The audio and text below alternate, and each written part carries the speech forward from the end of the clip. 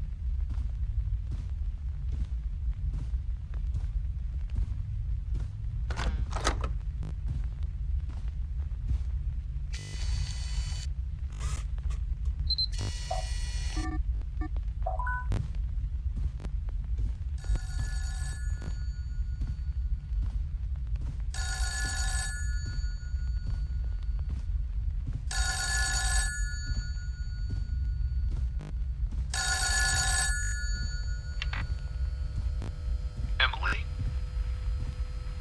Emily, sweetheart, God, I hope you can hear this. Dad? The police took your tapes. They're looking into them. There were others as well. Other kids, but most don't have tapes. Other parents said to try calling our home number. They said they were able to communicate through voicemail. You got this, kiddo. We miss you. Your sister asks me every day. I just don't know what to say. We can't lose you too. I'll find a way back, Dad.